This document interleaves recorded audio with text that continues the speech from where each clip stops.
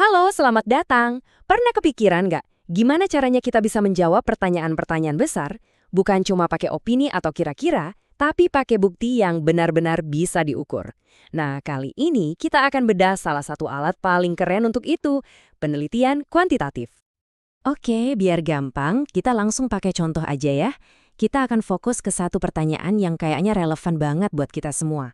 Apa benar media sosial itu bikin stres? Ini kedengarannya simpel, tapi untuk menjawabnya secara serius, kita butuh pendekatan yang sistematis.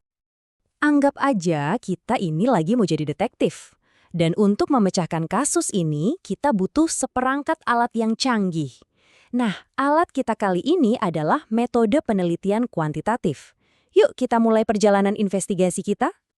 Oke, langkah pertama. Sebelum kita pakai alatnya, kita harus kenalan dulu dong. Jadi, apa sih sebenarnya penelitian kuantitatif itu? Yuk kita lihat lebih dekat. Gampangnya gini, penelitian kuantitatif itu intinya adalah soal angka. Ini adalah cara kita mengubah sebuah pertanyaan atau pengamatan menjadi data angka. Tujuannya, supaya kita bisa mengukurnya, mengujinya, dan menemukan pola-pola yang bisa memberikan jawaban yang objektif. Jadi bukan lagi sekedar kayaknya atau menurut saya. Jadi ada 3 hal penting yang perlu kita ingat. Pertama, semuanya harus dalam bentuk angka atau statistik. Kedua, kita biasanya mulai dari sebuah dugaan atau teori, lalu kita kumpulkan angka-angka tadi untuk membuktikan apakah dugaan kita itu benar atau salah. Dan yang ketiga, ini nih bagian kerennya. Tujuannya adalah agar temuan dari sekelompok kecil orang bisa kita terapkan untuk kelompok yang jauh lebih besar. Oke, setiap detektif yang baik itu butuh rencana kerja, kan? Nah, di dunia penelitian, kita menyebutnya desain penelitian. Dalam penelitian kuantitatif, ada 3 cetak biru atau rencana utama yang bisa kita pilih.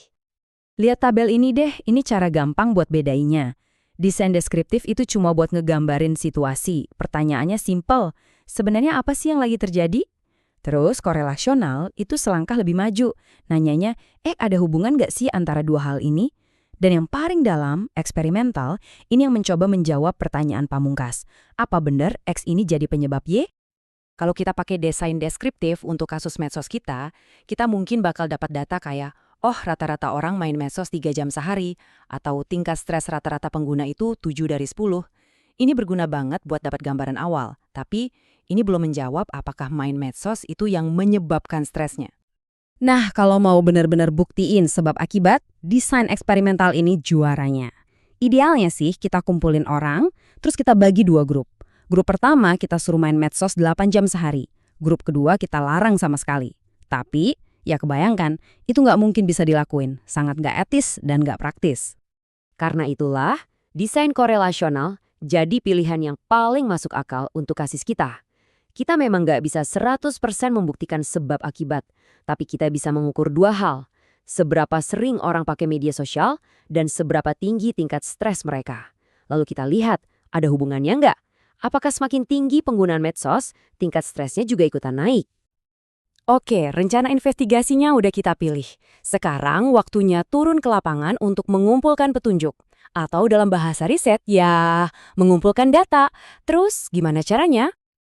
Umumnya ada 2 cara utama buat ngumpulin angka-angka yang kita butuhkan ini. Yang pertama, dan ini yang paling sering kita temui, adalah survei. Biasanya pertanyaannya tertutup, jadi jawabannya udah ada pilihannya. Yang kedua adalah eksperimen terkontrol, yang tentunya lebih cocok buat desain eksperimental yang tadi kita bahas. Nah, untuk kasus kita, survei ini pas banget.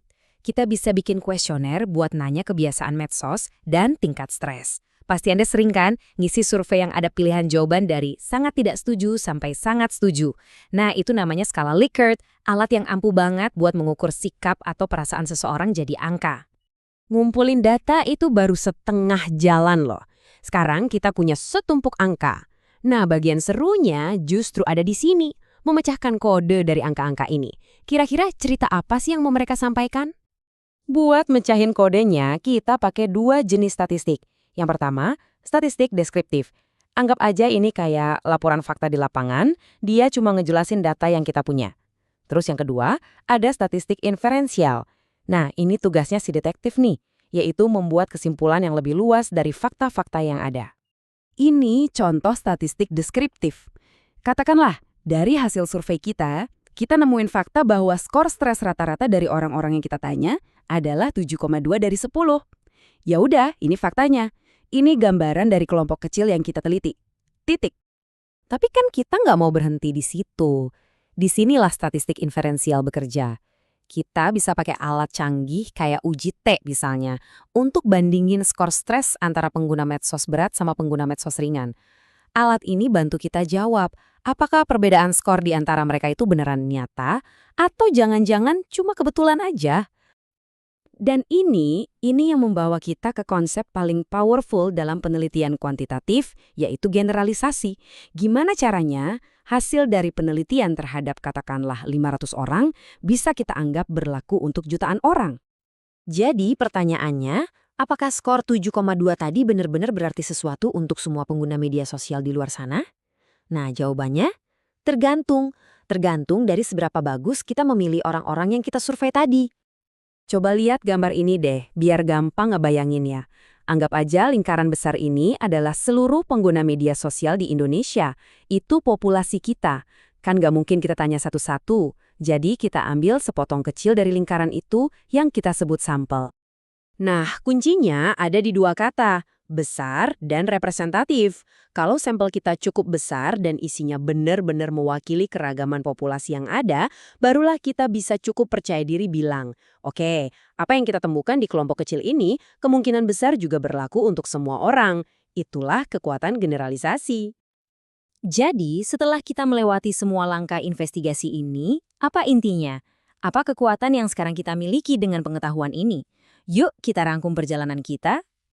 Perjalanan singkat kita ini sebenarnya udah ngasih lihat satu kerangka kerja yang sistematis. Kita belajar gimana caranya mengubah pertanyaan besar, memilih rencana yang pas, ngumpulin petunjuk dalam bentuk angka, menganalisisnya, dan, yang terpenting, menarik sebuah kesimpulan yang punya dasar kuat dan bisa berlaku luas. Nah, sekarang giliran Anda. Dengan bekal pemahaman baru ini, tentang gimana cara mengubah rasa penasaran jadi bukti angka, coba deh pikirkan, pertanyaan besar apa yang selama ini mengganjal di pikiran Anda.